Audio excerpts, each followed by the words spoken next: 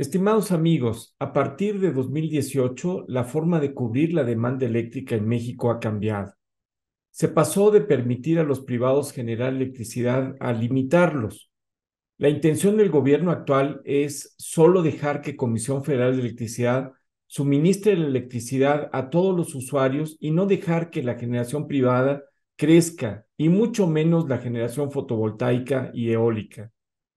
En la actualidad, el gobierno ha restringido la generación privada a solo 500 kilowatts, lo cual no es suficiente para la mayor parte de los usuarios industriales y comerciales. Por otra parte, el gobierno, a través de la Comisión Federal de Electricidad, no ha invertido suficientemente en la generación eléctrica, ni en reforzar las líneas de transmisión existentes, ni en extender la cobertura eléctrica en el país. Muchos proyectos importantes de la Comisión Federal de Electricidad se han cancelado o aún no se han licitado, como es el caso de las líneas de corriente directa para favorecer la distribución de la generación fotovoltaica y eólica. Es más, ni siquiera se han construido tramos urgentes que pudieran distribuir la energía eléctrica en forma más adecuada y mitigar los efectos de una sobredemanda o incluso de fallas. La decisión del gobierno actual de limitar la generación privada ha ahuyentado la inversión productiva en México, sobre todo en zonas cercanas a la frontera con Estados Unidos.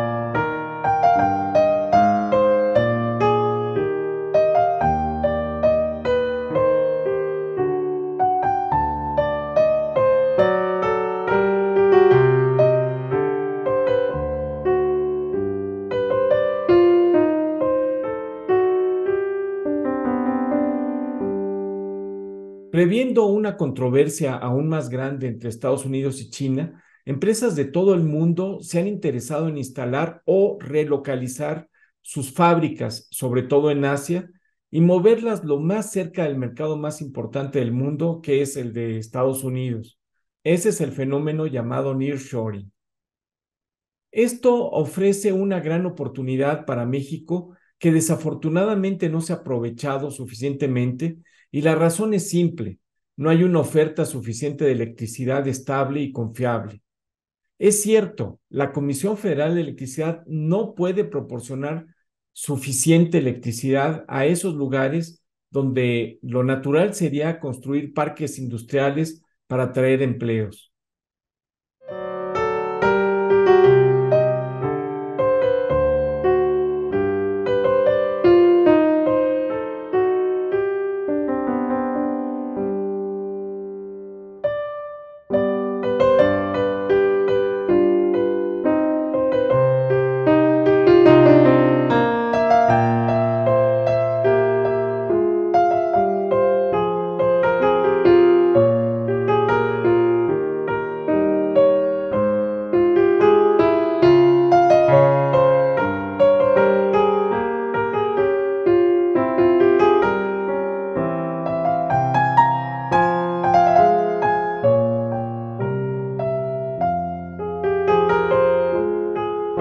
El gobierno mexicano lo sabe. ¿Hará al final el gobierno actual un intento de sobrevivencia de la 4T para suministrar electricidad en forma suficiente y efectiva? Muchos lo dudan. El doctor Víctor Ramírez nos hablará de esto, pero antes un poco de historia. ¿Qué es la generación distribuida y qué ventajas tendría para ampliar el suministro de electricidad confiable y estable? La generación convencional o centralizada consiste en grandes centrales eléctricas que normalmente se encuentran lejos de los consumidores, por ejemplo, las hidroeléctricas de gran capacidad o centrales de gas o vapor, o una combinación de gas y vapor llamada ciclo combinado, que es una generación contaminante, o aún peor, como se está haciendo en muchas centrales de Comisión Federal de Electricidad, empleando combustóleo. Y estas grandes centrales llevan la electricidad a través de largas líneas de transmisión de alta tensión y largas líneas de distribución de baja tensión hasta los usuarios. Así funcionó todo el mundo desde los años 50 del siglo pasado hasta 1973, hace ya 50 años, cuando estalló la crisis del petróleo. La crisis comenzó el 16 de octubre de 1973, cuando los integrantes que formaban la Organización de Países Árabes Exportadores de Petróleo decidieron no exportar más petróleo a los países que habían apoyado a Israel durante la guerra del Yom Kippur, que enfrentaba a Israel con Siria y Egipto. El extraordinario aumento del precio, unido a la gran dependencia que tenía el mundo industrializado del petróleo árabe, provocó un fuerte efecto inflacionista y una reducción de la actividad económica de muchísimos países afectados. Estos países respondieron con una serie de medidas permanentes para frenar su dependencia del exterior. Este aumento inusitado del precio del petróleo hizo al mundo reflexionar sobre la eficiencia de los sistemas eléctricos convencionales y se dio impulso a la llamada generación distribuida. ¿Qué es la generación distribuida? La generación distribuida ubica centrales de generación muchísimo más pequeñas, localizadas convenientemente lo más cerca posible de los centros de consumo. Esto reduce la cantidad de energía que se pierde en la red de transmisión de energía eléctrica y da una mayor flexibilidad del sistema que le permite mantenerse en mejores condiciones. La generación distribuida utiliza fuentes de generación renovable y limpia, como son la fotoeléctrica y eólica, combinada con otras generadoras convencionales, pequeñas todas ellas conectadas a una línea de distribución. En México se consideran energías limpias la hidroeléctrica, la geotermoeléctrica, la eoloeléctrica, la nuclear y la fotovoltaica.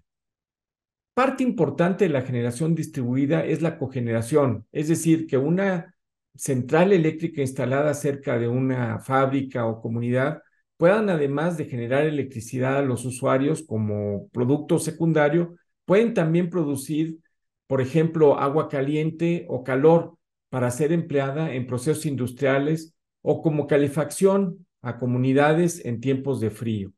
También se pueden utilizar otros productos secundarios de la generación eléctrica, como puede ser el CO2, que entre otros usos se puede llevar a grado alimenticio y emplearlo en las bebidas gaseosas o en la fabricación de cervezas, etc. En resumen, la generación distribuida tiene muchas ventajas, como pueden ser: mejora la eficiencia del suministro eléctrico al reducir las pérdidas en las largas líneas de transmisión y distribución de la electricidad a grandes distancias. Disminución de la inversión del gobierno. La generación distribuida estimula tanto a las personas como a las empresas a producir la energía eléctrica que requieren, utilizando capital propio o financiado. Es decir, el gobierno ahorra, ya que no tiene que construir grandes centrales y evita los altísimos costos de inversión en transmisión y distribución a largas distancias y en la interconexión regional. Adicionalmente, reduce sustancialmente los montos por compra de combustibles y en los costos de operación del sistema. Ayuda a la conservación del medio ambiente al utilizar principalmente fuentes de energía renovable como son la fotoeléctrica y la eólica. Descongestionan los sistemas de transmisión de energía eléctrica. Aumenta la confiabilidad del suministro eléctrico al reducir las pérdidas y fallas por caídas de líneas. Ayuda a cubrir la demanda en horas punta. Proporciona una más rápida respuesta a las variaciones en el sistema eléctrico centralizado. Ayuda a suministrar de energía en periodos de gran demanda. Mejora la fiabilidad del sistema. Mejora la calidad del servicio eléctrico. ¿Cuáles son las ventajas específicas para México? Empleo fundamentalmente de energías renovables limpias. Ayuda a que México pueda cumplir con los compromisos internacionales de reducción de contaminantes. Creación de más de 100,000 empleos, que es lo que se estimaba en el año 2018. Puede recibir certificados de emisiones limpias que apoyan en el financiamiento de nuevos proyectos de generación también limpia. No es necesario tener permisos de la Comisión Reguladora de Energía para generación distribuida limitada a menos de 500 kilowatts, que, aunque evidentemente no sea suficiente, de menos es algo. Facilidad de trámites de interconexión con la Comisión Federal de Electricidad, al menos durante 2018, aunque en los años posteriores se complicó muchísimo la obtención de contratos de interconexión. Posibilidad de tener incentivos fiscales, que en la actualidad son prácticamente inexistentes. Pero también la generación distribuida tiene estas desventajas. Cuando una buena parte de la electricidad es generada por la energía del sol y del viento, se producen fluctuaciones de voltaje que deben compensarse por las centrales grandes del sistema convencional, lo que en sistemas centralizados débiles causan inestabilidad en el sistema eléctrico. Fuertes rampas de incremento de generación para los generadores convencionales del sistema, que es la llamada curva de Pato.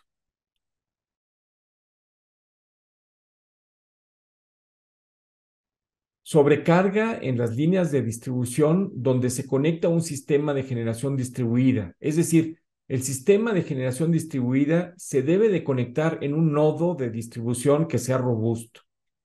Requiere de un sistema de adquisición de datos más complejo para prever cuándo y cuánto se genera la electricidad de fuentes renovables como la energía solar o la energía del viento, y cómo coordinar estas fluctuaciones con la generación de las grandes centrales. Alto costo de inversión inicial para los privados, ya sea para comunidades o para centros industriales. La falta de estándares para la conexión de pequeños generadores impide su desarrollo. Se requiere financiamiento para los usuarios, lo cual en muchos casos no es fácil de conseguir.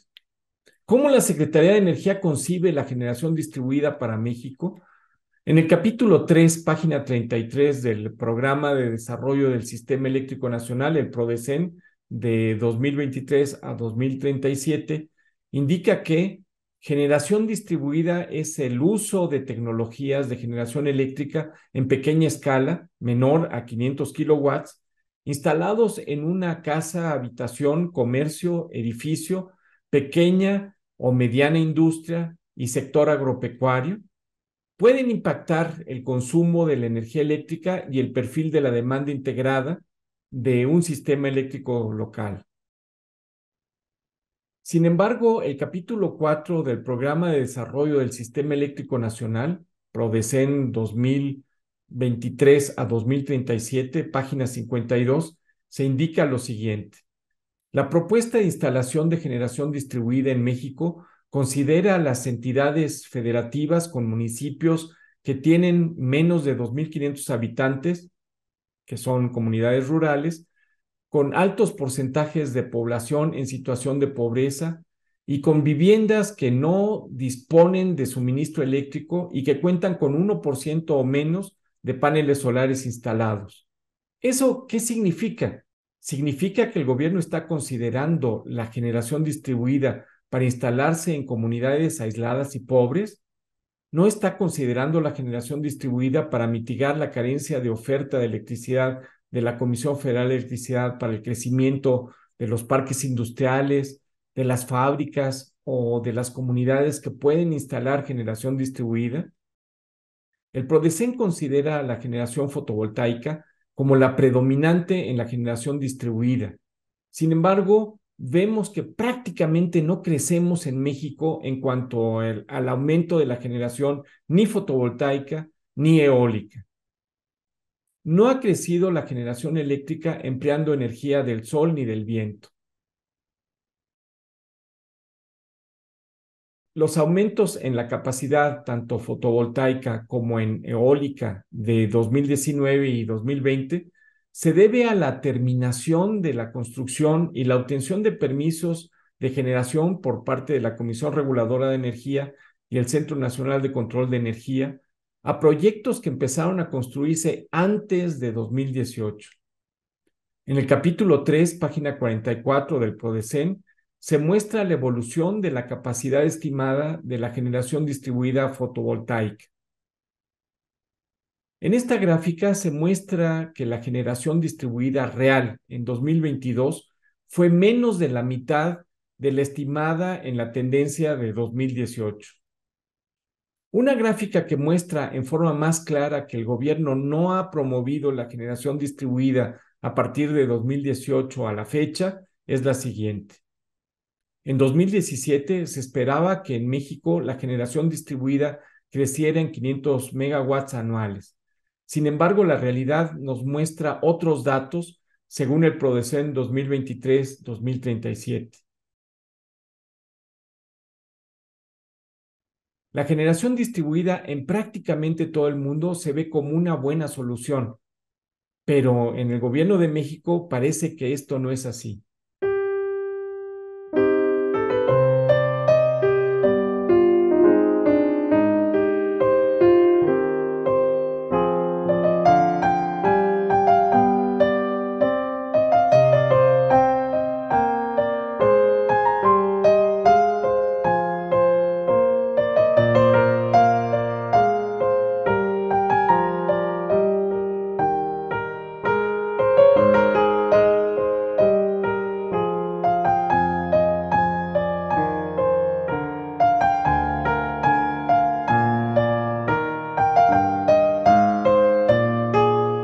Pero ¿por qué esa buena solución se ha frenado en México?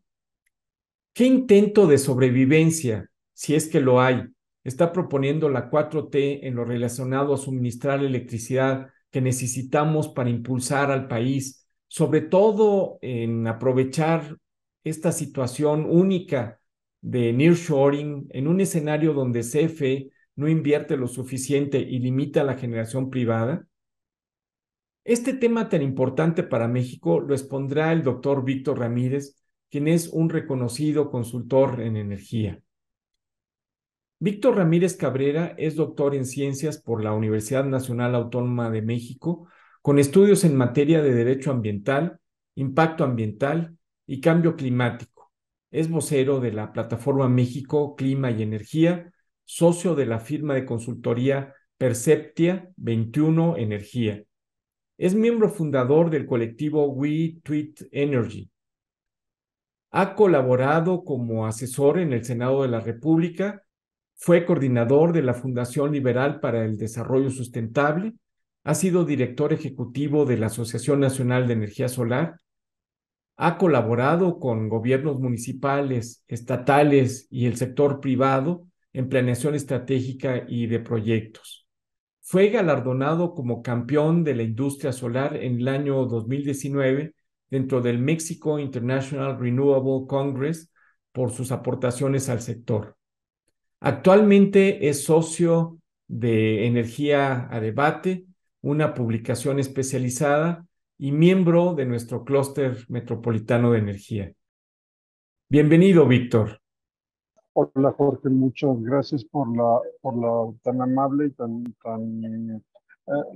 amplia introducción. Creo que nos pone en un buen contexto de qué es la generación distribuida. Y bueno, antes que otra cosa, también muchísimas gracias por la invitación a participar en este webinar.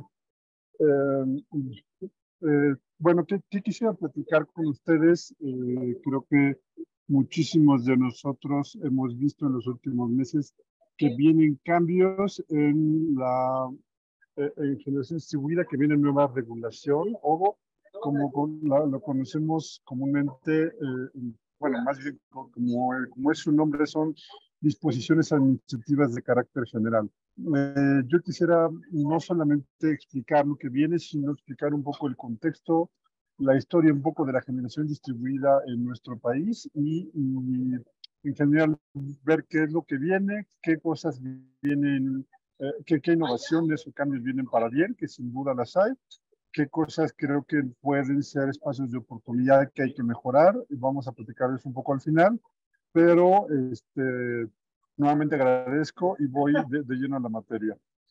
Primero, recordemos algo muy importante. Mucha gente cuando vienen los cambios, lo primero que me dice es, no me gustan los cambios y voy a buscar un amparo. Creo que antes de pensar en meternos a litigios y a intentar entender qué es lo que está sucediendo, con esto creo que vale la pena poner en contexto. ¿Qué dicen los tratados internacionales y la Constitución? El Acuerdo de París, al ser un tratado internacional ratificado por el Senado de la República, adquiere carácter de constitucional, digamos que el nivel constitucional en la prelación. Aquí, respecto a generación distribuida, solamente la Constitución habla de que hay libre concurrencia en las actividades de generación y comercialización de energía eléctrica. Entonces, bueno, digamos que esta libertad para participar en estas dos actividades. ¿Qué dice la ley de la industria eléctrica? La ley de la industria eléctrica divide las actividades de suministro básico y suministro calificado, y al mismo tiempo habla de generación distribuida, no en términos conceptuales, sino en términos legales, que es aquella que realiza un generador exento en en un circuito de distribución con alta concentración de centros de carga en términos del mercado eléctrico.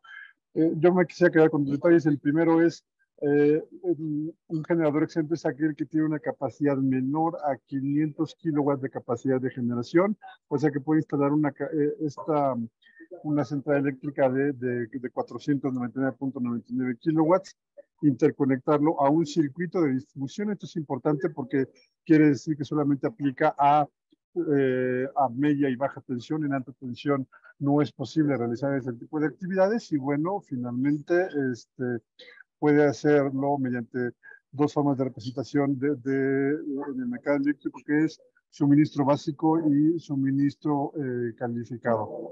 Ahora, ¿qué dice la política energética al respecto? Yo aquí voy a ser un poquito más claro. No sé si por lo popular que se ha vuelto el asunto de los paneles solares o cuál sea la razón, pero el único sector de generación de energía eléctrica que no ha sido frontalmente atacado por este gobierno ha sido la generación distribuida. Ha habido cambios que son normales, sin embargo, no ha habido algo diseñado. Es más, bueno, esta diapositiva siempre la dejo completa porque nos da una idea de lo que está sucediendo. Eh, Esta diapositiva lo que nos da claridad es que el proceso de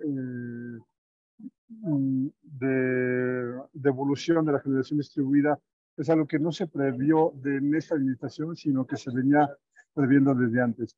Esta curva naranja que vemos nos indica cómo iba a evolucionar la generación distribuida, y que dependiendo de la penetración que tuviera en las redes generales de distribución, iba a ser las etapas en las que se iba a dar la regulación. Una primera etapa era de adopción de la tecnología, en la cual apenas iba iniciando. Posteriormente, perdón, ¿sí me siguen escuchando? Porque Sí, leo sí, un mensaje. se Ok, oye, correcto. se oye. Ok, correcto, gracias. Una primera fase en la que se iba a impulsar o incentivar la penetración de generación distribuida, una segunda en la que se iba a moderar un poco, y una tercera en la que ya se iba a controlar muy fuerte. Esta diapositiva en los colores, es obvio, no fue elaborada en esta administración, sino en la administración anterior, y con base en estos criterios es que se estableció la primera regulación de generación distribuida, que hay que decirlo, era muy benévola con el generador exento, que le daba muchas ventajas, y en algunos casos para algunas personas que trabajan en el sector le daba desventajas o le daba pérdidas al suministrador básicamente, o al distribuidor. Eso lo vamos a ver más adelante, pero aquí es como esto, eh, así es como se preveía que esto fuera evolucionando, y dependiendo de la evolución era cómo iba a ir cambiando la reglamentación. Bueno, en contexto, ¿cómo ha crecido generación distribuida? Estas gráficas salieron hace un par de semanas, se tienen que sacar siempre cada 6 meses y nos van explicando, nos van avisando cuál es la evolución de generación distribuida. Este sector nació, o más bien esta parte de esta forma de intercambiar energía con la red nació en 2007 con un solo contrato de interconexión que incluyó 3 kilowatts de capacidad instalada. El segundo año se dieron 8 contratos por 20 kilowatts y esto fue creciendo de forma lenta hasta por ahí de 2014 o 2015 que empieza a hacerse masivo. En 2018 tiene un freno, el freno siempre creo que hubo una razón detrás del freno y es que en 2018 CFE suministro básico, bueno, en 2017 la Comisión Reguladora de Energía modifica la regulación ya para hacerla adecuada al mercado abierto de energía eléctrica. Y en 2018, la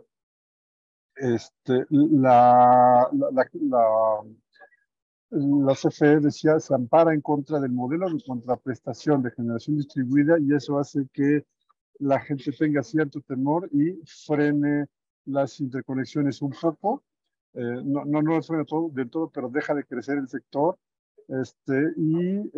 retoma un paso creciente con los siguientes años hasta incluso el año 2022. Aguas, en el año 2023, en la última hora se ve chica, pero no es porque haya decrecido la capacidad más bien la instalación en este año, sino que solamente reporta hasta la mitad de la capacidad instalada. Sí me parece un dato importante señalar que los años 2021 y 2022 la capacidad instalada crece, o sea, hay más instalaciones más grandes, pero hay menos instalaciones en total, por eso la línea verde en estos años 21 y 22 como que decrece. Creo que fue en buena medida producto de la pandemia y de que la industria intenta mejorar sus condiciones financieras energéticas a partir de generación distribuida. Por eso crece más la capacidad que el número de contratos que se hace. Esto es la evolución año con año, pero esto es cómo se ha ido acumulando la capacidad instalada en el sector y la realidad es que ha crecido bastante al grado de que a mitad de este año llegamos a acumular alrededor, poquito más, 45 megawatts menos de los 3 gigawatts. En otras palabras, generación distribuida es más o menos la mitad de la capacidad instalada de centrales a gran escala de fotovoltaicas en este país. El crecimiento ha sido, bueno, en algunos años, en los años 2014 a 2019 fue rapidísimo, ha seguido creciendo, pero ya no al ritmo que muchos creíamos. Y yo creo que este año lo vamos a terminar por arriba de los 3.5 gigawatts de capacidad instalada. Esto es bueno, es probable, sin embargo, hay algo que decir, lo vamos a ver en las siguientes gráficas. La mayor parte de la capacidad instalada de generación distribuida se está dando en muy pocos estados y en muy pocas ciudades, lo que quiere decir que se está dando en relativamente pocos circuitos de distribución y esto le va a ir generando, o en algunos casos ya le está generando problemas a los circuitos de distribución y hay que cambiar la regulación. Esta gráfica es la que nos muestra la capacidad instalada por cada una de las entidades federativas. La entidad federativa que más tiene capacidad instalada en este país es Jalisco, luego viene Nuevo León, después viene Chihuahua y Guanajuato. Chihuahua y Guanajuato dieron un brinco muy importante en el último año y medio, que pasaron de ser el sexto y el séptimo a ser el tercero y el cuarto. Es un brinco bastante importante. Mientras que lo que yo llamaría la zona metropolitana del Valle de México, que son las entidades juntas de Ciudad de México y Estado de México, decayeron mucho, o más bien se dejó de instalar mucho en estas entidades. Hay aquí un punto importante. Hace 3 años, si tú sumabas la capacidad instalada de Estado de México y Ciudad de México, era mayor que la de Jalisco y era mayor que la de Nuevo León. Pero pues como son dos entidades federativas distintas, se contaban por aparte. Ahora ya Jalisco ha crecido tanto y Nuevo León ha crecido tanto que aunque sumen la capacidad instalada de Ciudad de México y Estado de México, logras alrededor de los 300 megas que no alcanzan ni siquiera a hacer la misma capacidad instalada que Nuevo León, ¿no? Pues se lleva por unos 10 megas más a la zona metropolitana del Valle de México. Y bueno, ya todos los demás que vemos son chicos. Tlaxcala históricamente ha sido el más chico. ¿Por qué? Nunca lo he sabido, dada la vecindad con el estado de Puebla y que comparten muchos parques industriales. Yo esperaría que tuviera mucho más capacidad instalada Tlaxcala, pero bueno, no ha sucedido así. Y así es como evoluciona el sistema. Si esto lo llevamos a un mapa, hay una clara tendencia de cómo crece generación distribuida.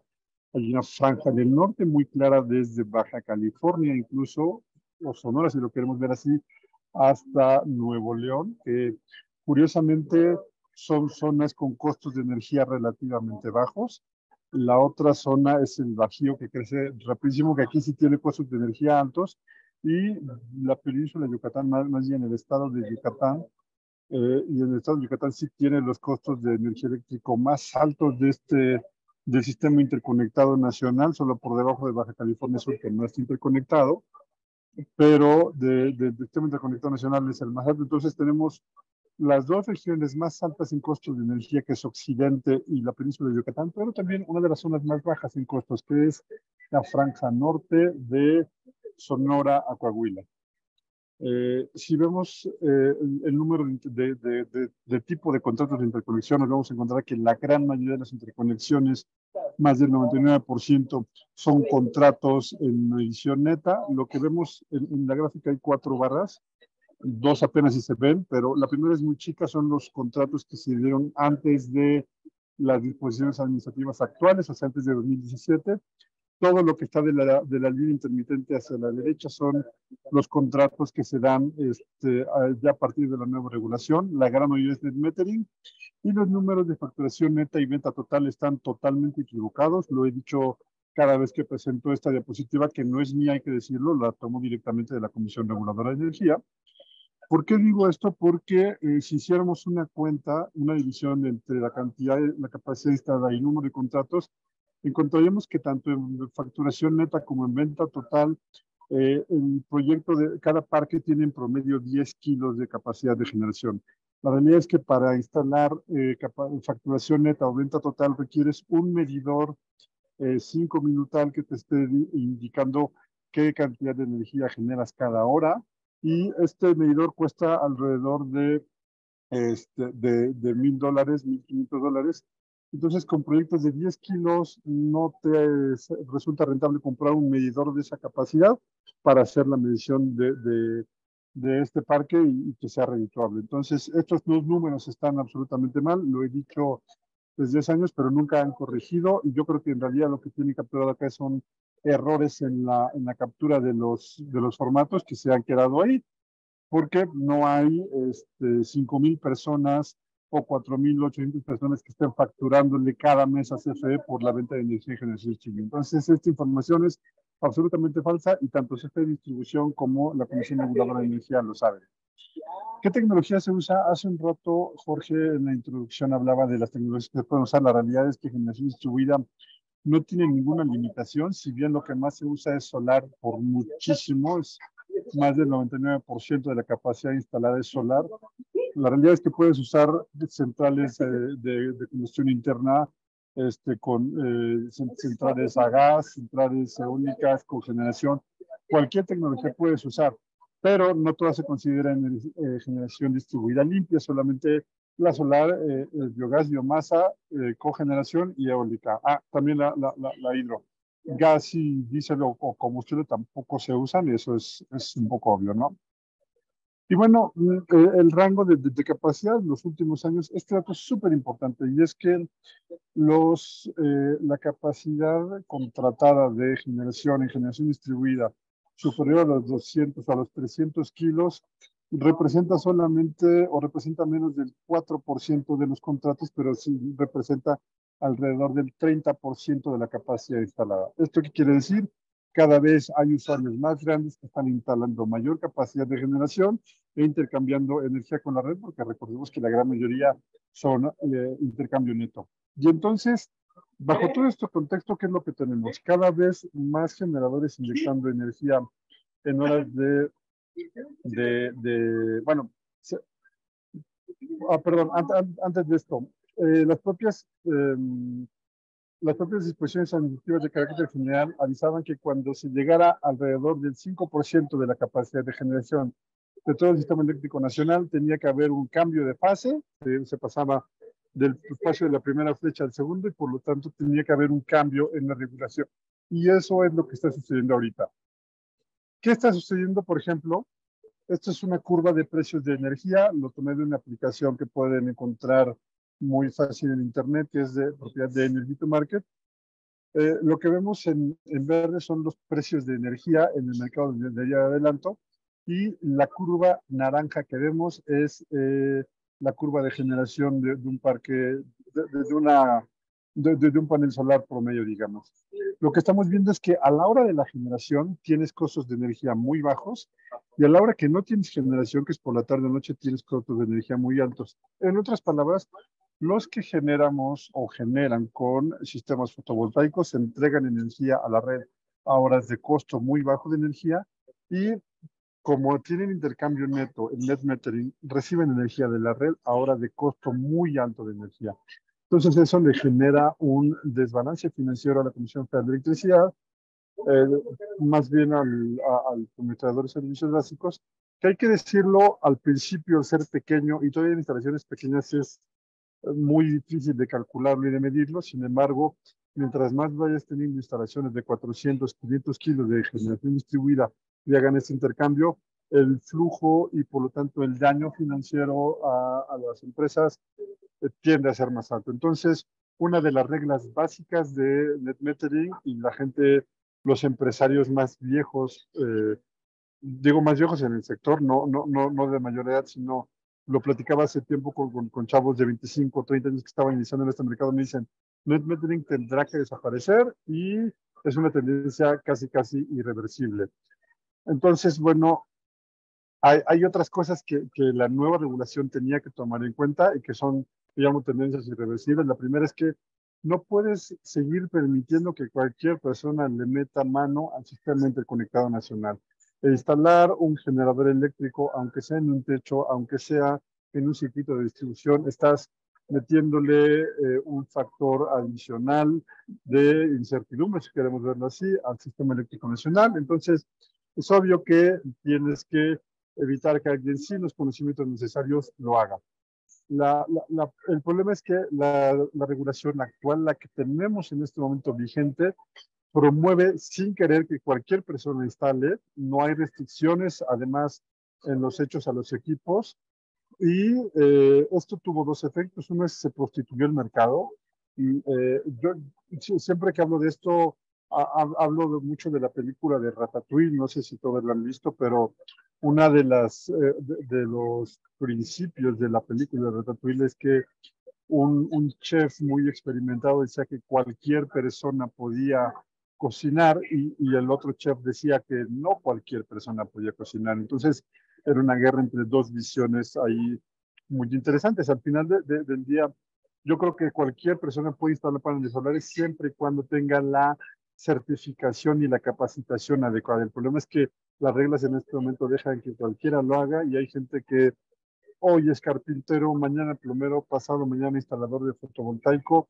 el siguiente día vuelve a ser carpintero, vuelve a ser plomero y lo único que hizo fue ver un video en YouTube, interconectar los equipos, que además es algo relativamente fácil, tener medianamente una idea del dimensionamiento y muchas veces llegan, instalan, ni siquiera hacen el contrato porque no tienen ni idea de cómo funciona la regulación y eso permitió que el mercado se prostituyera al grado de que de repente puedes encontrar en zonas como en Jalisco, por ejemplo, sistemas solares interconectados a la red sin el contrato adecuado, y no solamente sin el contrato adecuado, sino que cuando investigan los costos, resulta que un instalador cobró 85 centavos por watt instalado de una instalación de 2 kilos o 3 kilos, cuando eso en un mercado real debe estar por arriba de $1, porque con 85 centavos de dólar no recuperas obviamente los costos reales de hacer una instalación de ese tamaño. Estos costos de 85 centavos de dólar sí se dan, pero se dan en instalaciones de 400, 350, 500 kilos, que obviamente tienen un asunto de economía de escala, así que te permite bajar los costos, pero en instalaciones pequeñas no, y se prostituyó el mercado en la realidad. Y esto que tuvo como efecto indebido, pero un efecto tal vez de protección, que fue que CFE puede en algún momento unilateralmente restringir las interconexiones para evitar que el sistema eléctrico tenga daños. Otra de las tendencias irreversibles que tiene que haber en generación distribuida es que poco a poco se deben ir recuperando más los costos de la red. Tener una generación distribuida no es solamente poner paneles, sino es interconectarlos y tener un intercambio de energía con la red. Esto va incrementando los costos de la red y alguien tiene que pagar por estos costos que tiene la red. Y los costos van a tender a crecer porque cada vez necesitará más digitalización, más automatización y eso requiere inversión.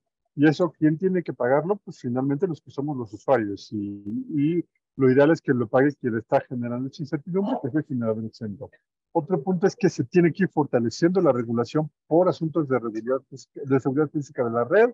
Al principio, tal vez con pocos paneles podías hacer cosas, pero ahora tiene que ser mucho más efectivo para evitar daños físicos a la red. Se debe de ir fortaleciendo el concepto de red inteligente, tienen que evolucionar las redes y eso también va a tener costos. Y algo muy importante, ya lo vieron en el mapa, se van a ir saturando los circuitos de distribución, pero de forma muy desigual. No es lo mismo un circuito de distribución en una zona habitacional de San Pedro Garza García o de Monterrey, ambos en Nuevo León, que uno de Tlaxcala que no tiene un solo panel instalado, mientras que los que hablaba yo ahí en San Pedro tienen una capacidad instalada cerca de su límite físico. Entonces, los circuitos se van a ir saturando de forma desigual, pero las reglas pueden ser o deberían de ser más o menos igual de estrictas para que evolucione de la misma forma la generación distribuida en ambas zonas. Y la otra es que se van a requerir cada vez más recursos distribuidos para atender la generación distribuida. O sea, llegará el momento, no es pero puede llegar el momento en unos años o en unos lustros, tal vez en una década en la que nos digan sí puedes seguir haciendo generación distribuida siempre y cuando instales también, por ejemplo, baterías para ayudar a la red eléctrica a que se regule potencia, voltaje, todos estos factores que sabemos que en un momento pueden ser afectados por una instalación solar o por la generación distribuida como la conocemos ahorita. ¿Cuáles son los problemas reales que tenemos? El programa de desarrollo del sector eléctrico nacional, tanto en el 2022 como en el 2023 a 2036, no se prevé inversión de parte del Estado en las redes generales de distribución. Y entonces, ¿qué es lo que sucede? Una de dos, o invertimos nosotros usuarios de la red en ella, o generación distribuida se va a frenar. Y creo que de alguna forma las modificaciones de las disposiciones administrativas obedecen a esto. ¿Cuáles son los cambios importantes? Ahora sí entremos en materia en las disposiciones administrativas de carácter general. Voy una por una. La primera es que el net metering o el intercambio neto se elimina, cuidado, solamente en media tensión. En baja tensión las cosas siguen iguales. Domésticos de alto consumo, la gran mayoría son de baja tensión, van a seguir iguales. Los pequeños negocios, tienditas que hayan puesto paneles solares se van a poder seguir instalando bajo la misma modalidad de net metering, pero todo termina atención, incluido, apenas hablaba con un chico que me decía que sus papás tenían paneles solares en su casa, pero que además, por no regalarle el transformador a la CFE, habían instalado el transformador dentro de su casa y estaban interconectados en una tarifa de media tensión. Y le decía yo, pues si ya tienes paneles, qué bueno, pero si los quieres poner en un año no vas a poder porque las nuevas disposiciones ya no te van a poder, sí lo vas a poder hacer, pero no bajo la regla de net metering, porque la regla de net metering desaparece para media tensión. Ya expliqué antes por qué, hay un asunto de costos que sí le puede generar un daño al administrador de servicios básicos.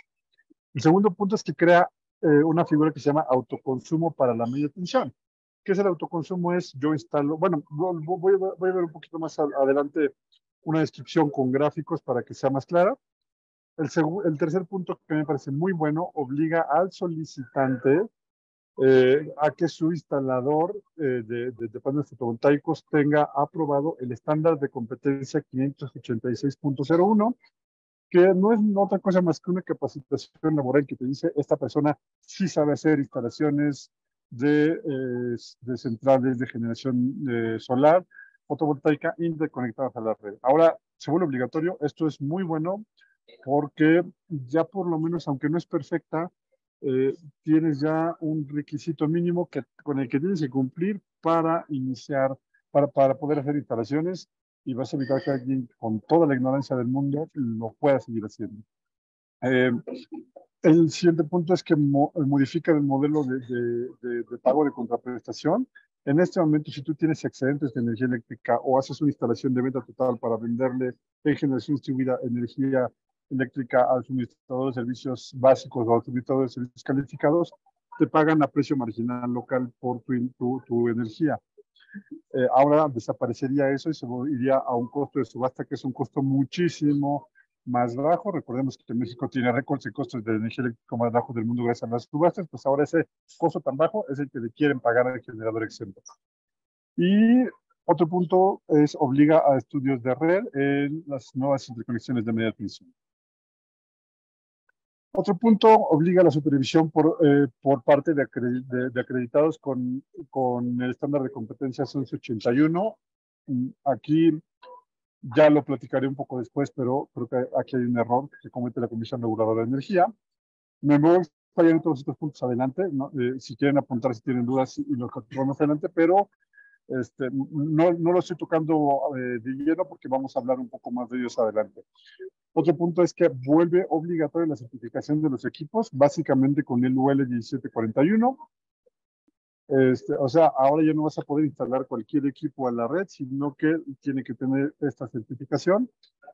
El otro punto es que crea, y lo pongo entre comillas porque me parece a mí que es muy deficiente, pero crea el concepto de generación distribuida colectiva, o sea, una sola central eléctrica que le puede vender a varias centrales eléctricas o intercambiar energía con otras centrales eléctricas. Otro es define generación neta y generación bruta. Y aquí me parece un punto adecuado porque disminuye el problema de 500 kilos en ACDC. ¿A qué me refiero? Recordemos que nominalmente los paneles solares tienen una capacidad de generación, pero la capacidad que sale en corriente directa no es la misma que sale del inversor. Entonces, muchísima gente para asegurar que la cantidad de energía que quiere se genere, eh, no dimensionan exactamente sus sistemas, sino que los dimensionan hasta un 30% arriba. Entonces, eh, si tú llegabas a CFE, le decías, oye, quiero interconectar mi central eléctrica de 499 kilos, siempre ellos revisaban que tus paneles solares sumándose llegaran a 499 kilos. La realidad es que podías poner más de 650, 630 kilowatts en paneles solares, siempre que la salida de tu inversor, que es lo que da hacia el sistema eléctrico, hacia la red de distribución, no sea superior a 499 kilos. Si tú tenías este problema, no te dejaban instalar más de 500 kilos en paneles solares, ibas tú a la Comisión Reguladora de Energía, le hacías una consulta y la CRE le decía a la CFE, el usuario tiene razón, puedes instalar en paneles más de 500 kilos, en corriente directa no lo puedes, en corriente alterna no, pero en corriente directa sí. Cambian o hacen una aclaración en las disposiciones nuevas para cambiar esto. Y introduce términos para el almacenamiento. Hay muchas deficiencias en el intento de regulación que hacen, pero ya empiezan a dar de almacenamiento que no existe en la ley de la industria eléctrica. Hay espacios de oportunidad. El primero es que no se crean unidades de inspección. Hace un rato les decía yo en esta. Obliga a supervisión por parte de acreditados con 1181. El 1181 es un estándar de competencias que se creó por iniciativa de Iniciativa Climática de México, que lo hace que es una persona supervisa que la instalación como fue diseñada haya sido correctamente instalada. Es un estándar de competencia laboral, no te da ninguna capacidad de peritaje. Ah, y entonces lo que hizo la CRE fue tomar ese entorno de competencias que me parece bastante bueno para términos del usuario y darle una autoridad para la cual no está capacitada y que fácilmente se puede caer en un amparo. Entonces, ¿qué es lo que hace? La ley prevé que la Comisión Reguladora de Energía cree unidades de inspección especializadas en generación distribuida y en lugar de hacer eso, que era lo que debería hacer por ley para asegurar la calidad y la seguridad de las instalaciones de generación distribuida, tomo un estándar que no corresponde a las necesidades del sector.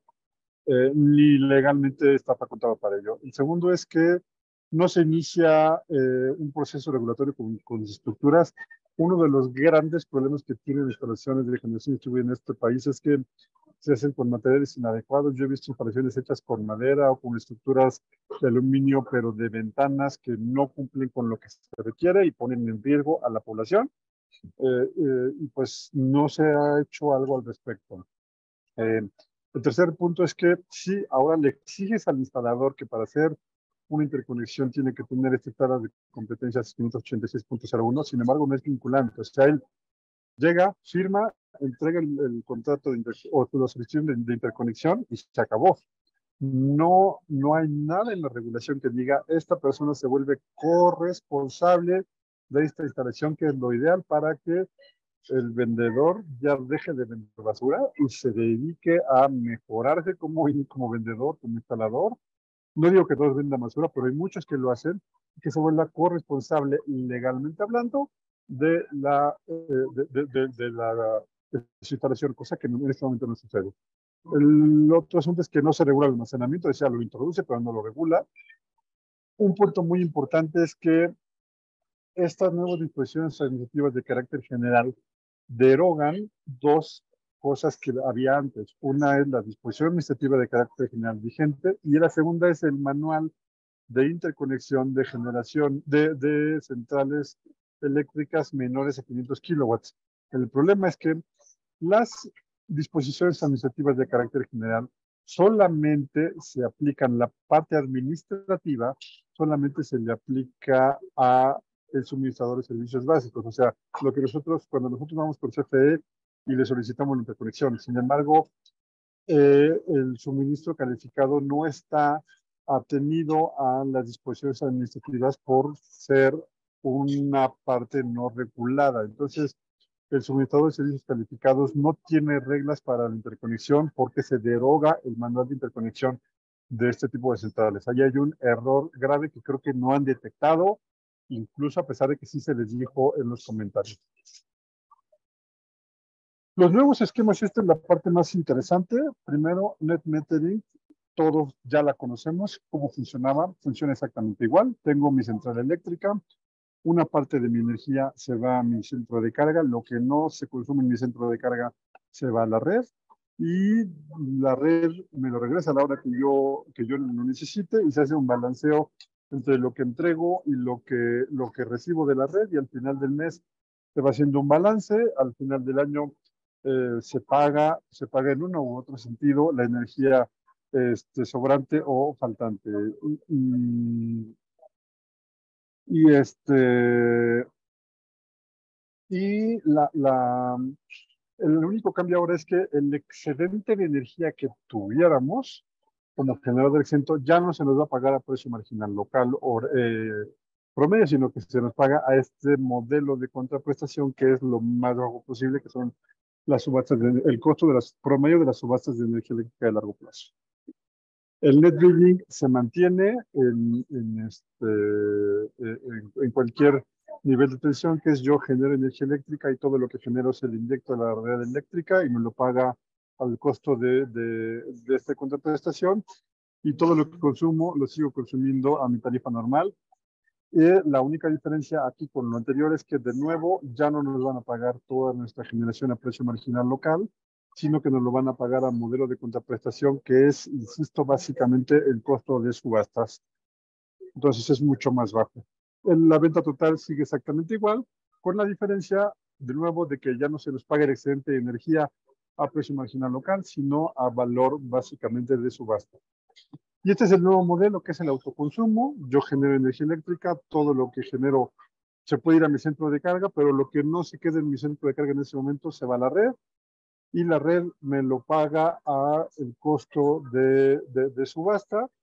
Hubo un pequeño cambio, ahora sí se puede haber intercambio, pero no durante el día y la noche, ya no hay net metering, sino que se puede ver, por ejemplo, si yo generé de más hoy y mañana consumí de más a la misma hora, se me puede hacer un balance entre las mismas horas de diferentes días, pero solamente siempre que consuman con los horarios base, intermedia y punta, es cuando poder intercambiar energía.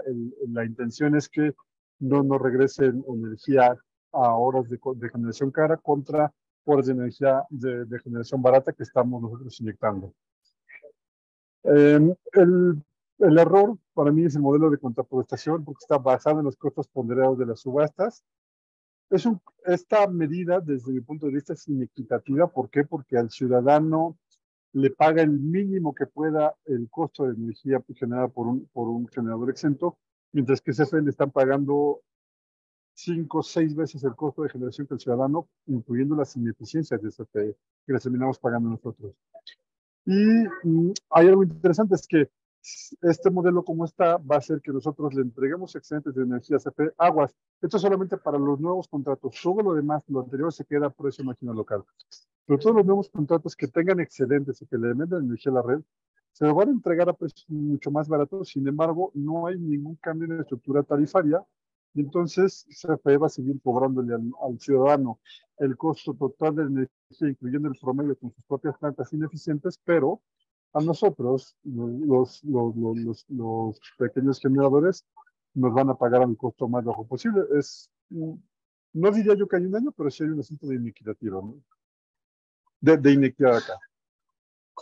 Ahora, las disposiciones administrativas perdón, con la modificación de las disposiciones, ¿qué puede pasar? Se tiene que terminar el proceso regulatorio. La Comisión Reguladora de Energía mandó el proyecto, estuvo el tiempo que la ley exige en la Comisión Nacional de Mejora Regulatoria, se hicieron muchísimos comentarios, la Comisión Reguladora de Energía los tomó, lo respondió, hubo algunos que dijo no los toman en cuenta porque no le pareció pertinente, pero la gran mayoría de ellos se respondieron y muchísimos se tomaron en cuenta, hay que decirlo.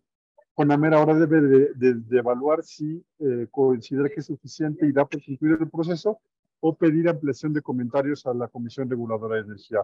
Una vez que dé por concluido el proceso regulatorio, se puede aprobar o rechazar en el órgano del gobierno y en dado caso de que se apruebe, se manda a la publicación en el Diario Oficial de la Federación. A partir de ese momento corren los términos de vigencia de las propias disposiciones, porque aguas estas disposiciones no dicen todo cambia a partir de mañana, sino que se van dando plazos en los que se vuelven obligatorios cada uno de los cambios que se van dando. Al primer acto de aplicación se puede solicitar un amparo y una suspensión podría dejar congeladas algunas partes de las disposiciones administrativas el resto del sexenio. Mucha gente me ha dicho, oye, Víctor, ¿sabes que vale la pena ampararse o no vale la pena ampararse?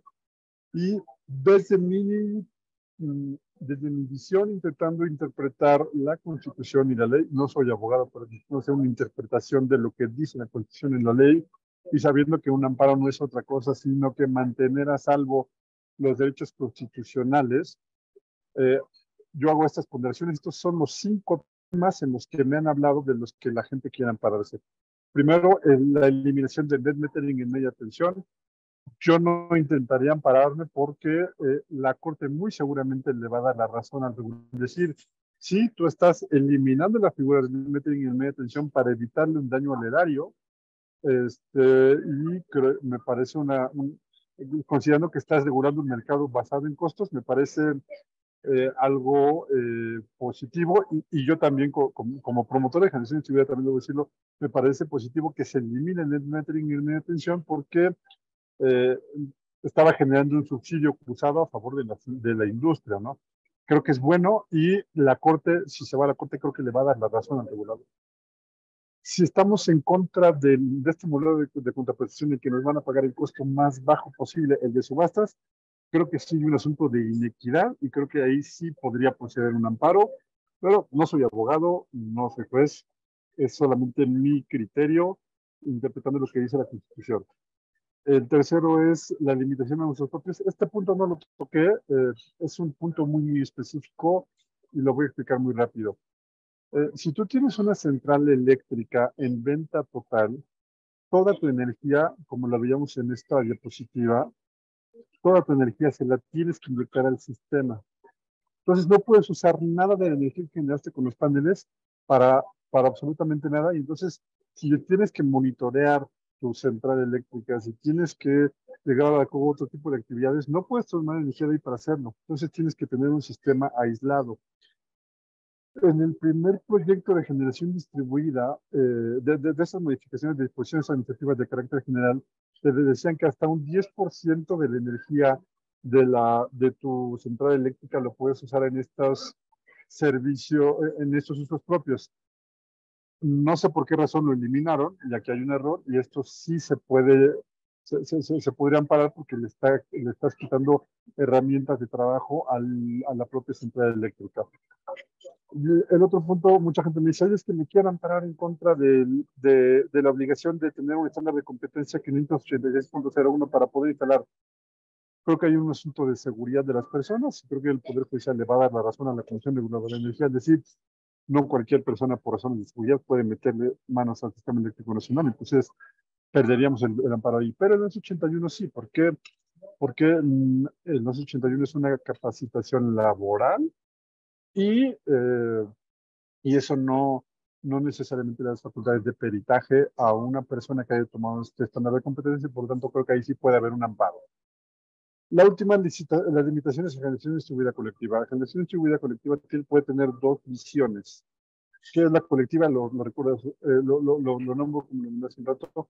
Instalas una sola central eléctrica de la cual se benefician varias personas dentro del sistema eléctrico. O sea, una central, por ejemplo, genera 100 kilowatts hora a la semana, por decir algo, y esos 100 kilo o al mes, y esos 100 kilowatts hora se pueden dividir entre 5 casas, que cada una de ellas consume 20 kilowatts hora al mes, por dar un ejemplo no cierto, pero tienen que estar en el mismo punto de interconexión, en la misma tarifa y en el mismo nivel de tensión. La intención de la generación distribuida colectiva en muchas personas era intentar hacer una visión, proyectos de visión social. Entonces, por ejemplo, yo instalo una central eléctrica de 499 kilos y mis beneficiarios van a ser 500 casas de muy escasos recursos dentro de una misma zona específica, y que cada uno de ellos tome un kilowatt, bueno, la generación de un kilowatt. Eh, como está la nueva generación distribuida colectiva, solamente te permite si estar en el mismo transformador. Limitas mucho la posibilidad de hacer ese tipo de proyectos sociales en comunidades, por ejemplo, y lo ideal sería ampliarlo para que fuera todo dentro de un mismo nodo de precios, o todo dentro de una misma subestación. De esa forma vas a beneficiar a cientos de familias de escasos recursos con una sola instalación, disminuyendo los costos de hacer este beneficio, ¿no? ¿Qué opciones hay? El primero es que para el modelo de contraprestación no debería de pagarse el costo de su base, sino el costo total de su energía promedio, o sea, el costo de los legados propios, los productores independientes de energía, que son legados privados, más el costo de subastas, y promediar esto y pagar, que es el costo que se le paga a todos, ¿no? El segundo es que en lugar de limitar usos propios, abrir un porcentaje del 10%, que tu medidor, que tu conexión a Internet para enviar los datos al suministrador puedan ser hasta el 10% de tu capacidad de generación. En lugar del estándar de competencia, son 81, en lugar de que este funcione como un inspector, el que tiene que funcionar y se tiene que crear en la unidad de inspección especializada en generación distribuida, artículo 35 de la ley de la industria eléctrica. Y finalmente, las limitaciones de generación distribuida colectiva, la realidad es que no tiene sentido tener este tipo de restricciones. Lo que debería decir la Comisión Reguladora de Energía es a todos dentro de una misma subestación se pueden beneficiar de esta central eléctrica. Y si hay pérdidas, porque a la energía al cambiar de circuito, al pasar por un transformador, tiene pérdidas, pues esas pérdidas se descuentan del total de la energía para que nadie pierda, pero quien invierta en instalar este centro de generación distribuida colectiva sepa a qué le está tirando. Y hasta aquí mi presentación. A mí mucha gente me pregunta, hoy estuve en Interzone, mucha gente me decía, oye, ¿qué opinas de esto que está sucediendo? La realidad es que en términos generales yo veo muy buena, muy, más bien intencionadas las disposiciones administrativas. Creo que tiene algunos errores, son menores y se pueden corregir, pero yo no lo veo mala. Yo creo que va caminando en el camino necesario de ir asegurando la calidad y la seguridad de los usuarios de generación distribuida. probablemente va a generar un costo más alto, pero la realidad es que es necesario. No estamos instalando refrigeradores, estamos instalando generadores eléctricos en nuestro techo que pueden poner en peligro la seguridad, la vida de las personas y poner también en riesgo a sus posesiones. Entonces, creo que vale la pena invertirle un poco más de seguridad y la verdad es que, insisto, en términos generales me parece buena. Hay unos 3 o 4 espacios de oportunidad que corregir y esperemos que se corrijan, no que los haga el Poder Judicial, si es que alguien se ampara a corregirlos, pero ahora sí creo que vamos por buen camino. El problema puede ser que la falta de información y la falta de capacitación de la gran mayoría de instaladores en este país, no todos, pero sí yo creo que un 50-60% no saben mucho de la regulación, van a pasar aceite, como decimos acá, les va a costar trabajo, pero yo creo que en 6 meses o en un mes vamos a retomar el rumbo, ¿no? Y cualquier cosa aquí sigo conectado. Muchas gracias. Muchas gracias, Víctor. Muy buena tu presentación. Tenemos muchas preguntas. Estamos transmitiendo por YouTube y por Facebook también. Pero a las personas que están conectadas por Zoom, si quieren, por favor, hagan sus preguntas, sus comentarios. Levanten la mano precisamente para conectar el micrófono y la cámara. Mientras alguien de Zoom se anima a hacer alguna pregunta, algún comentario, te leo algunas de las preguntas. Melanie Palomar, desde Zapopan, desde Jalisco, dice, hay demasiados apagones en Jalisco, nada de apoyo de CFE, ¿qué se puede hacer? Hay carencia de suministro eléctrico en muchos estados. A ver, el problema de los apagones que se ha dado en el país, y es algo que escribía yo la semana pasada en mi columna de Energía Debate, perdón por el gol, es que la gran mayoría de los apagones que se han dado en los últimos 2 meses no son problemas de falta de energía, sino son problemas de distribución. No se le ha dado la inversión requerida a las redes generales de distribución y eso ha generado que no tengan la capacidad necesaria, que no puedan responder rápido ante incrementos de capacidad necesarios y la realidad es que muchísima gente en los últimos meses este, en los últimos meses instaló sistemas de aire acondicionado y ese aire acondicionado demanda mucho más energía y ante la falta de mantenimiento de la red de distribución se empezaron a caer circuitos.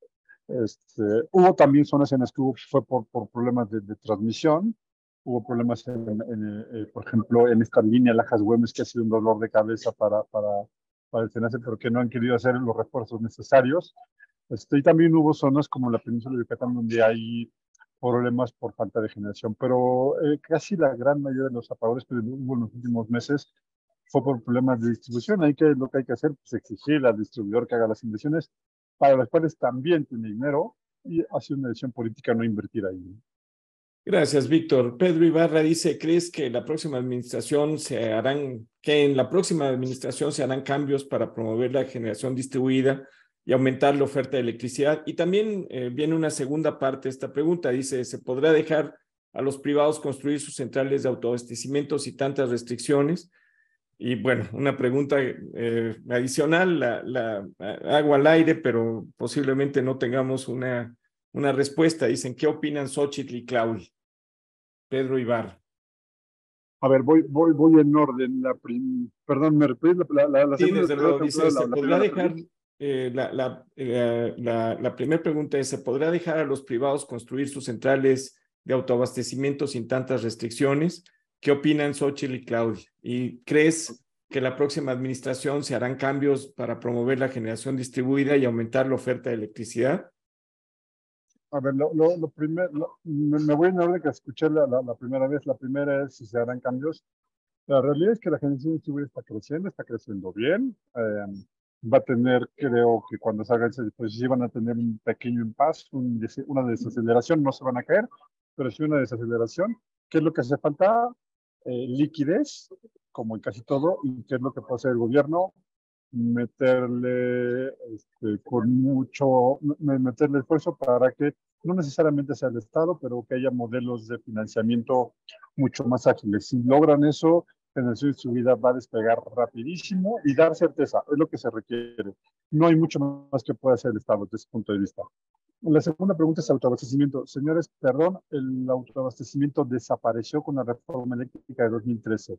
Si lo que estamos diciendo es centrales eléctricas para generar tu propia energía en sitio, el método, el modelo legalmente correcto se llama abasto aislado interconectado. Ya sé que es un oxímoron decir abasto aislado interconectado, pero así se llama. Fue un error de redacción del legislador o de quienes hicieron los reglamentos por debajo de la ley, pero así se llama abasto aislado interconectado.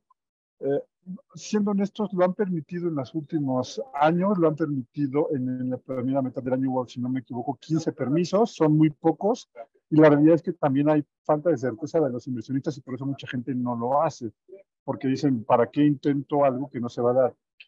Yo creo que tendrá que haber un cambio en la política energética y que lo van a permitir porque CFE no se va a dar abasto y el mercado va a tardar algunos años en poder ofrecer más energía, no solamente energía limpia, sino energía en total.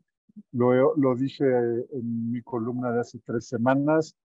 El siguiente gobierno va a ser el gobierno de los apagones, por lo menos de aquí a 2028, que si todo sale bien en 2028 se pueda recuperar el ritmo de instalaciones y se pueda suplir todo lo que se ha dejado de instalar desde el año pasado hasta ahorita y que no hay permisos y no hay nada y en 2028 yo creo que se va a recuperar el ritmo.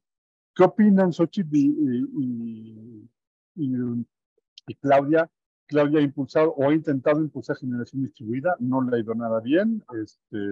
Estimo mucho a Alberto Valdés, pero la realidad es que al gobierno de la Ciudad de México no le ha ido nada bien en crecer generación distribuida, se rezagó generación distribuida en la Ciudad de México, pero no creo que sea algo que le moleste o algo así a Claudia. Y Xochitl es una promotora. O sea, Xochitl incluso propuso una iniciativa de reforma a la ley de la industria eléctrica para ampliar el umbral de generación distribuida a 1 mega. Entonces, yo creo que no va a haber problemas con generación distribuida el próximo sexenio. Ramón Morales dice, felicidades Víctor por tu brillante exposición. El siguiente paso para usuarios en media tensión será la inyección cero y almacenamiento de excedentes para uso en horario punta. No, no es el siguiente paso, ya muchos lo están haciendo, ya se hacía incluso sin sistemas solares.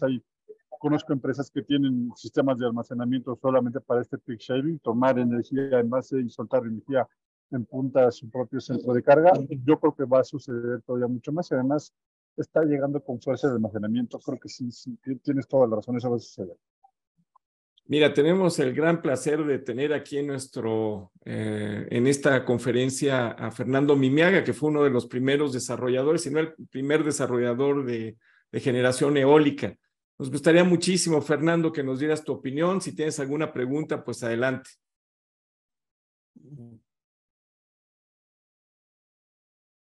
Adelante, Fernando, qué gusto. Igualmente, permíteme, se me fue la pantalla, pero sí me escuchan. Qué gusto verte. Igualmente, sí, está ya. ¿Sí me escuchan? Te oímos bien, sí. Sí, bueno, pues primero felicitarlos en este esfuerzo de comunicación. Espero que esté llegando también hacia lo que en debilidad siempre había dicho yo cuando iniciamos el corredor eólico del Istmo, que nos quedó pendiente el desarrollo de las capacidades. O sea, fuimos muy rápido y la educación nos quedó un poco atrás. Viene lenta. En el caso de mi estado, siempre se me ha criticado decirme que hablo mucho del desarrollo. En el caso de la energía eólica, pongo de referencia el estado. Si no es bien México, pero por ahí se iniciaron, ¿no? Ahí nos iniciamos, ahí trabajamos todos y logramos esos 2.780 megavatios en instalaciones eólicas. Las pequeñas instalaciones las iniciamos también y me da mucho gusto ver a Barnes de Castro en la lista de los que están escuchando. Te felicito, John, también por este ejercicio, pero se me hace un buen ejercicio. Muchísimas gracias, ingeniero Ramírez. Yo no tenía el gusto de conocerte hasta en este momento. es muy fluida tu plática.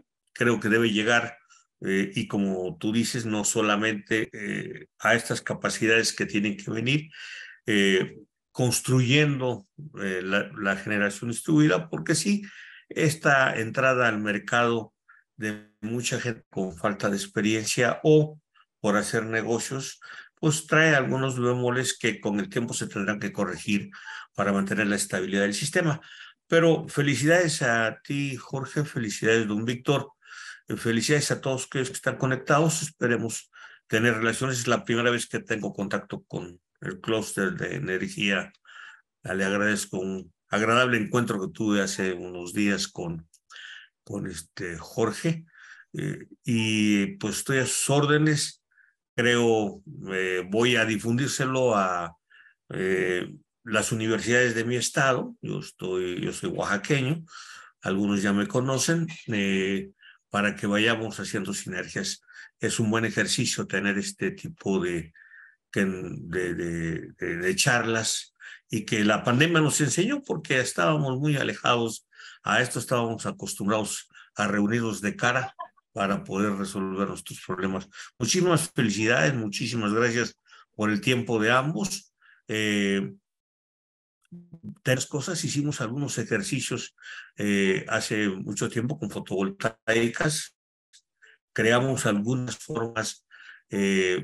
Dicen que alabanza en propia boca es vituperio, pero nosotros iniciamos en Oaxaca para este tipo de pequeños sistemas con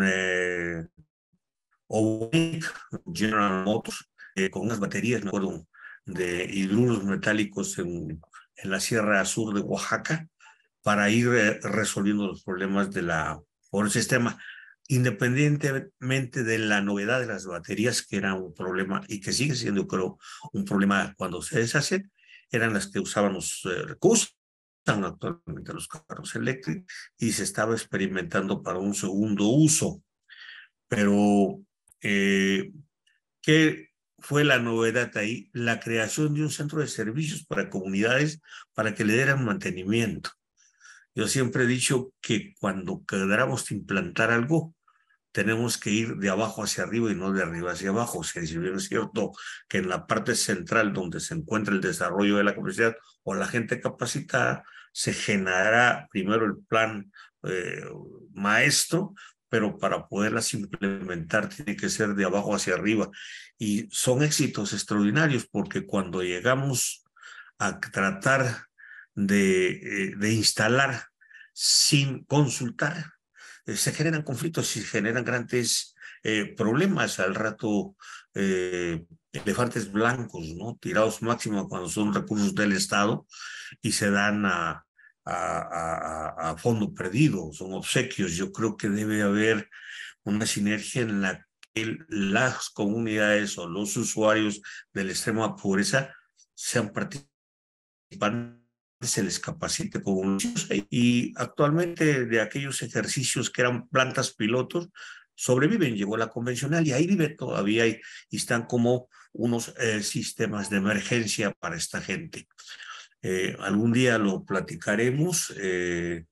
Me da mucho gusto eso de la fotovoltaica. Es un boom en México, pero se requiere más capacitar más que todo a los, como decías muy atinadamente el ingeniero Ramírez, que hay que capacitarlo independientemente de la norma, porque recuerdo muy bien que el Instituto de Investigaciones Eléctricas siempre nos decía a nosotros que el problema cuando los inversores, ¿no? Que había mucho inversor patito, y por eso se quedaban las instalaciones por ahí paradas. Pues les agradezco mucho a ti bastante, Jorge, la oportunidad de interactuar con ustedes. No va a ser la última vez. Si me siguen invitando, con muchísimo gusto platicaremos. Aprovecharemos las experiencias como la del ingeniero Ramírez o el doctor Ramírez. No tenía el gusto, pero salimos adelante. Hay una gran experiencia al lado de pantalla, el nombre, que es un hombre con bastante capacidad y conocimientos, pero además con un amor a México y a las cosas el doctor Barrés de Castro, que pues tuve el gusto y he tenido el gusto de conocerlo, y que hicimos sinergias para el desarrollo eólico del Istmo de Tehuantepec, cuando él era subsecretario y después como regulador. Pues muchísimas, Jorge, muchísimas gracias, ingeniero Ramírez, doctor Ramírez, y estoy a sus órdenes. Yo radico en la zona yo siempre he dicho, de la cintura morena de México, y no por el eslogan de la política, sino porque ahí los morenos desarrollamos un bosque blanco que lo pueden ver cuando ustedes gusten. Muchísimas gracias. Que Fernando, tengan una noche agradable a todos. muchísimas gracias. Muchas Pues es gracias. realmente un gran gusto de que estés con nosotros. Tú sabes muy bien que este clúster es tu casa, ¿no? Qué afortunado que nos hemos visto hace poco. Y pues ya estás en el clúster, mi querido amigo, y nos gustaría muchísimo que nos dieras una conferencia de todo lo que has desarrollado a lo largo de tantos años, ¿no? No te quiero decir viejo, yo estoy igual de viejo, ¿no? Sobre todo en la cuestión de generación eólica, que en realidad fue totalmente revolucionario. Eso sí fue revolucionario, porque abrió realmente la puerta para muchas cosas que vinieron después, y fue la base incluso de la reforma energética. Cualquiera de las reformas energéticas que se han intentado, que se han hecho, que se han cancelado, etcétera. O sea que bienvenido, este es tu casa, y bueno, felicidades de verdad por pues ese amor a México y ese desarrollo que has tenido tan interesante en esta área, ¿no? Bueno, Adelante, sí, Fernando. sí, pues, y uno de los grandes secretos, hicieron una pregunta muy, muy importante al doctor Ramírez sobre lo que viene, y bueno, muy acertada. Para poder resolver, y como lo hicimos nosotros cuando me preguntan cuál es el éxito en el corredor eólico del Istmo de Tehuantepec, la voluntad política, hermano, porque mexicanos con mucha preparación tenemos, muchísimas, no necesitamos. Cuando empezamos nosotros tuvimos que recorrer el mundo para aprender, pero la verdad es que poco a poco viene una generación atrás que tenemos que ir apoyando, debemos enlazarlo, nosotros que somos ya una generación que inició, pasar la estafeta para que esta generación siga adelante. México tiene extraordinarios hombres capaces que tienen un gran amor a este país. Lo único que tenemos que hacer entre todos los que ya transitamos y maduramos, pues inyectarles este amor a México y tratar que el poder en sí o la administración obtengamos entre todos la voluntad política del gobernante, como se llame, la voluntad política del gobernante, porque esa fue la que nos dio a nosotros la gran oportunidad de tener en el Istmo de Tehuantepec los 2.570, y se nos quedaron pendientes 1.800 que iban sobre camino. Se nos cayó la línea de corriente directa, no se nos cayeron, ya estaban listas. Entre el miedo, y eso lo digo a los cuatro vientos, el medio, yo sé y reconozco a los técnicos de la Comisión Federal de Electricidad, hay extraordinarios mexicanos técnicos en CFE, pero también hay un cierto miedo cuando hablamos de la corriente directa, de verla del Istmo de Tehuantepec, pues iba a ser la mayor red que se venía de allá del corredor eólico del Istmo hacia la zona del Valle de México, que nos podía estar en los dos sentidos para apoyar cuando les faltara energía a la península, entrando por potencia ICP. Recuerden que logramos construir la subestación más grande de intermitencia del mundo, y no es propaganda, porque estamos concentrados ahí, 2.500 MVA, tenerlas ahí en el Istmo es mucho. Pues España tendrá mayor, y Alemania y todo, mayor instalación, pero esa concentración era nuestro gran reto, porque pues no somos consumidores grandes. Todo Oaxaca, 420, me acuerdo que en aquel entonces teníamos 420 de demanda, y logramos traer 2.800, o sea, tenemos energía para tirar para arriba. La gran debilidad, la red nacional de transmisiones, hay que enmayar este país. Todos los días hay que construir un poco. Se cayeron algunas líneas de corriente directa, como la que iba a ir a Cozumel, como la que iba a atravesar a la península.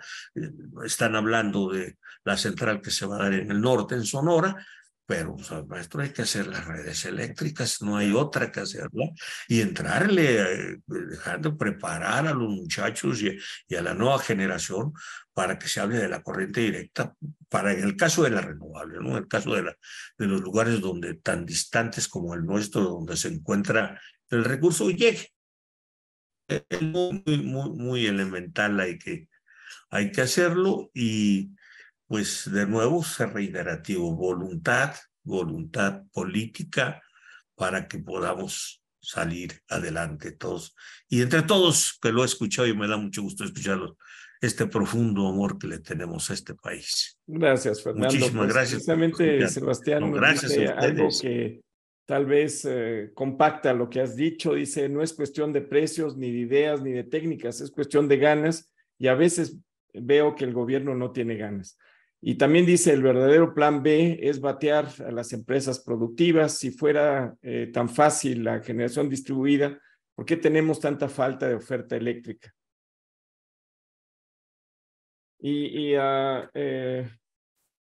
Daniel Gutiérrez, que estuvo en gran parte de nuestra conferencia, él está en Tijuana, tuvo que recoger a su hijo del aeropuerto, pero nos mandó una pregunta que es, aquí en Baja California necesitamos gigawatts. No es cuestión de autoabastecimiento, dice, no es cuestión de generación distribuida, es cuestión de ganas para dejar que se pueda tener la oferta eléctrica que requerimos aquí en la frontera. No sé, Paco Barnés, si tuvieras algún comentario. Pues la verdad, en primer lugar, de decir que me da mucho gusto ver a Fernando Mimiaga que se haya incorporado a este chat. Y al clúster. Ya este clúster. Ya mencionaste alguna de sus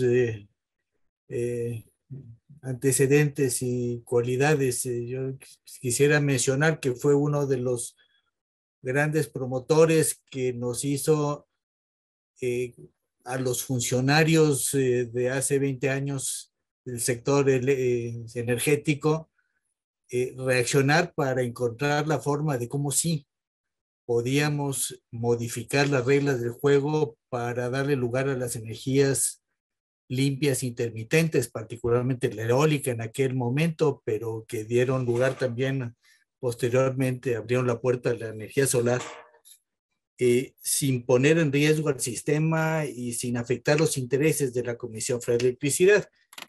Y las reglas que encontramos fueron muy sencillas y fueron, como decía Fernando, el antecedente de los cambios que se dieron después en la ley de la industria eléctrica.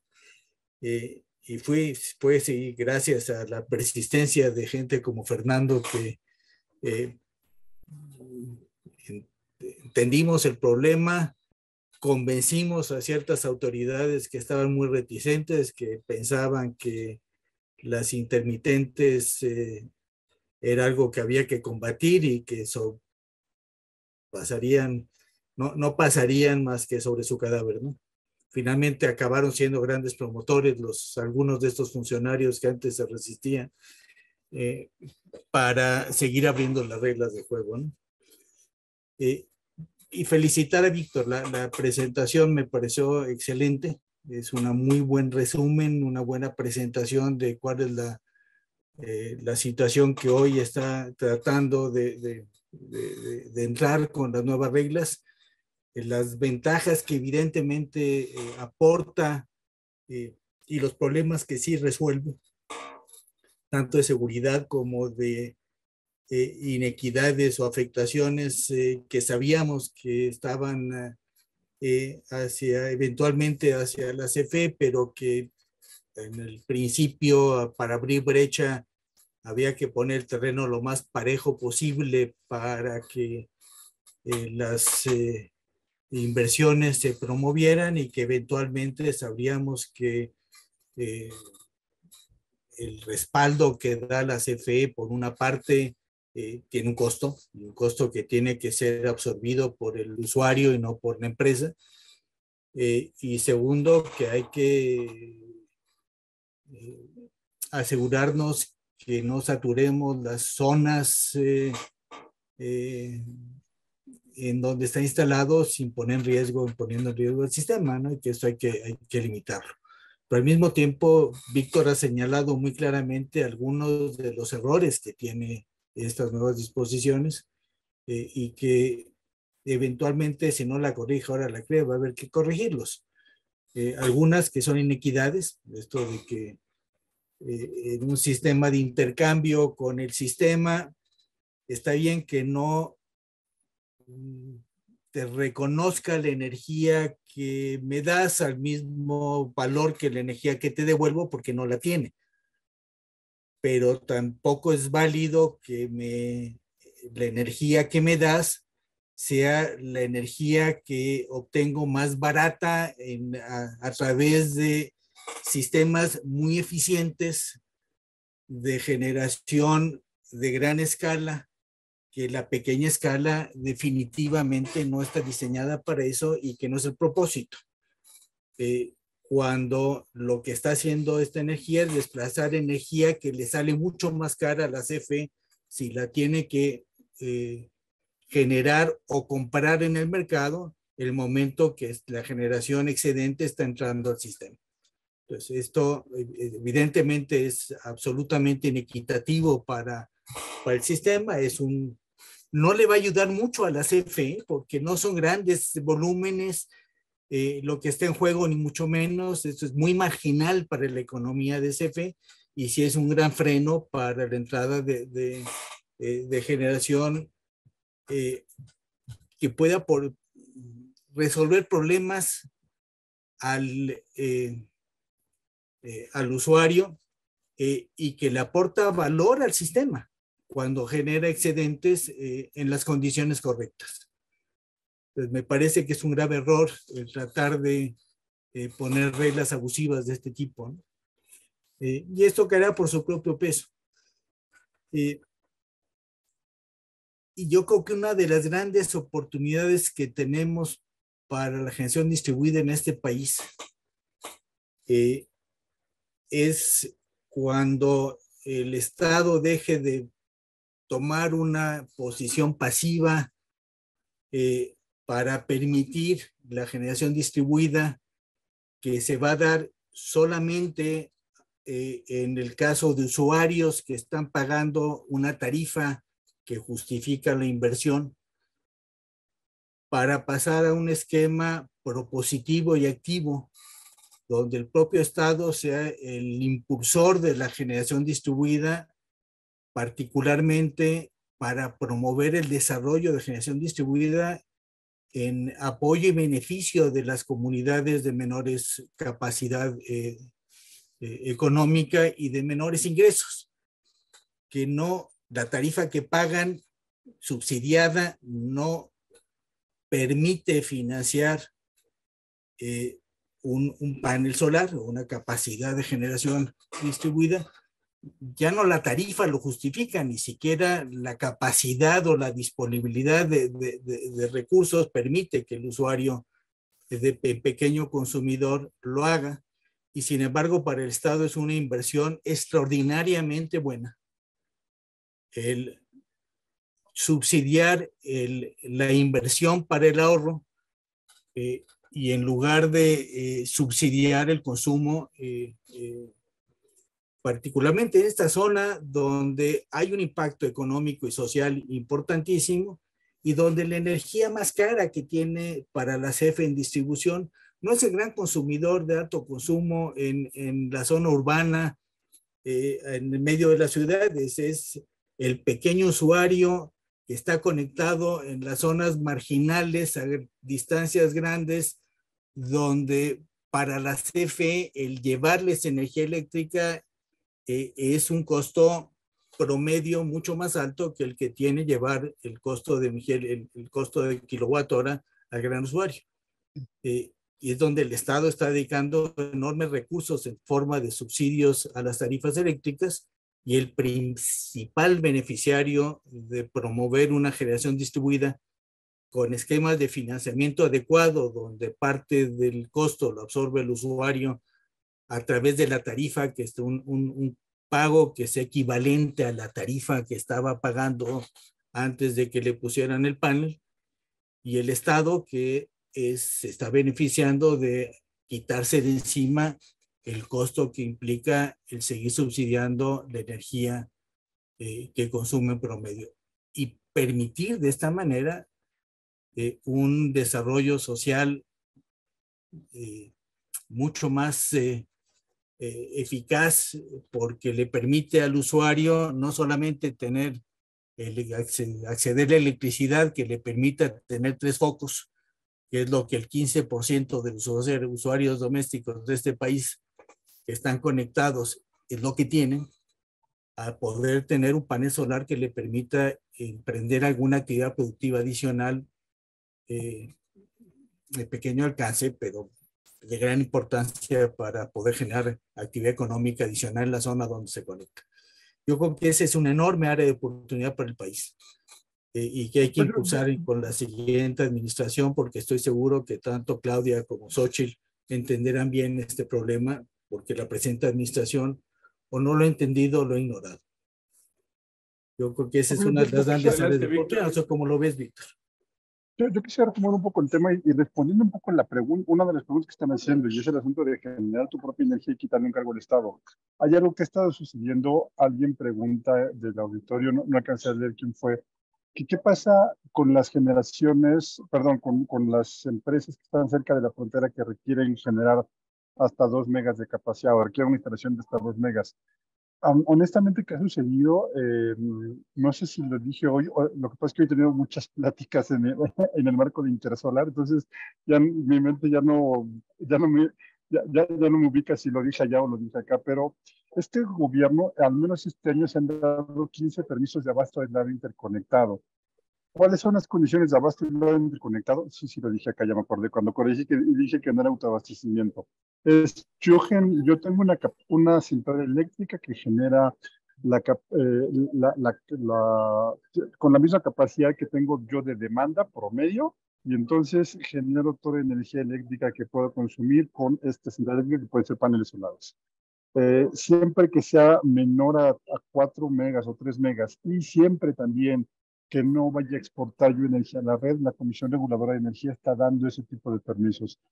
Quien se lo pregunta si gusta contactarme en el chat, podemos platicar. Nosotros, mi empresa, 21 Energía, ha estado haciendo trámites para algunas empresas. Estamos ahí en la cola de la tramitología para que ese tipo de cosas se den. Pero ese tipo de cosas, ¿por qué lo está permitiendo la CRE? Porque, como bien decía Paco, le evita el problema al Estado de estarle dándole energía eléctrica, le evita inversiones al Estado, le relaja un poco las redes generales de distribución y lo beneficia. Y, perdón, me tengo que ir en breve, pero quiero responder un poco nada más las últimas 2 preguntas que me mandaron. El primero fue si Iberdrola pasaron Iberdrola a vender las centrales en México. Si hay interés de inversionistas en invertir en México en generación. Hoy estuve en la Winexpo y en Intersolar, y la realidad es que las empresas están ávidas de invertir y están listas para que el cambio de gobierno invierta. Iberdrola sí obligaron a Iberdrola a vender, no sé los términos. Lo que sí te puedo decir es que Iberdrola incluso va a invertir en el país. Iberdrola misma anunció en el boletín en el que le anunció a sus inversionistas, a sus accionistas que vendrían las centrales, también anunció la inversión por invertir, no recuerdo si fueron 4 o 6 gigawatts de capacidad exclusivamente renovable, eólica y solar. Entonces, sí vende, pero también va a invertir y una cantidad bastante importante de generación nueva. Pero bueno, espero haber resuelto estas 2 preguntas. Perdón, venía yo justo de estas 2 expos, entonces me tuve que venir al restaurante nada más a poder estar con Muchas ustedes, gracias, no quería quedarles mal. Y ya me tengo que retirar, pero fue un gusto estar con ustedes. Estoy en el chat. Cualquier duda que tuvieran sobre la generación, si tuviera cualquier otra en los que le pueda ser útil, por favor, estoy muy a la orden. Y nuevamente un gusto, y además un gusto interactuar con gente que conoce tanto. No tengo el honor de ser ingeniero, no me tocó ese honor, la vida me llevó a otro lado, pero aquí estoy. Y alguna vez un buen amigo, seguramente lo conocen ustedes, Macario Schettino, dijo: el doctorado en América Latina te ayuda a pensar. Lo aproveché en eso y dejé lo que estudié en el doctorado de lado, y ahora me dedico de lleno a este sector y espero ser de utilidad para todos, y como decían ustedes, ser de utilidad sobre todo, bueno, para México, del que somos parte de todos, ¿no? Muchísimas gracias. Muchas gracias, Víctor. Excelente presentación, muy buenas respuestas. Yo quisiera invitarte para que, no sé, en un mes o 2 meses retomemos esta conferencia, porque ya hay algunas propuestas muy concretas que tanto Claudia como Xóchitl las tienen, y seguramente va a haber algún avance sustancial, de menos en el aspecto político que piensan. Pues muchísimas gracias a todos. De verdad, excelente conferencia. Por favor, suscríbanse a nuestro canal de YouTube. Y bueno, Víctor, de nuevo, muchísimas gracias. Muy buenas noches. Gracias a todos. Muchas gracias, un honor. Gracias, muchas gracias. Gusto. Bueno, saludos, doctor Ramírez.